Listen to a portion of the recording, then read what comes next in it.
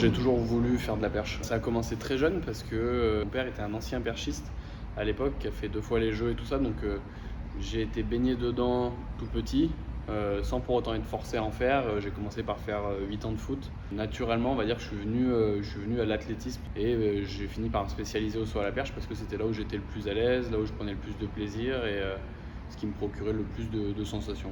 J'ai jamais été un grand fan des études et tout ça, mais j'avais vraiment le sport qui prenait énormément de place dans ma tête. Donc j'ai un BTS et derrière, à partir de 2020, j'ai dit j'arrête les études et je me consacre à mon sport pendant les 10 prochaines années de ma vie, quoi. Arriver à ce niveau-là, battre son record, c'est se rapprocher de performances toujours plus impressionnantes entre guillemets.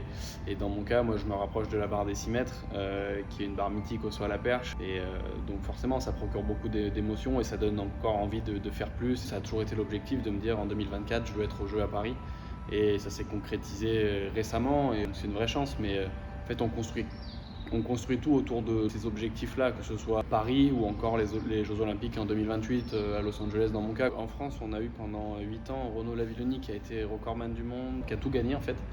Moi je sais que passer après Renaud, c'est un héritage qui est difficile mais qui à la fois est motivant. Je ne sais pas si j'aurai son niveau un jour, mais en tout cas je vais travailler pour aller le plus haut possible et pour réaliser la plus belle carrière possible, quoi. Que ce soit Renaud, Pascal Martino-Lagarde, Kevin Mayer, Mélina Robert-Michon, enfin ces athlètes-là qui ont été un peu des modèles pour nous, ça nous porte et effectivement Paris arrive à grands pas, ça nous pousse à donner le meilleur de nous-mêmes et effectivement on sent que dans les années qui suivent, il y a une belle génération qui est en train de se construire et pourquoi pas cette génération rapportera beaucoup de médailles.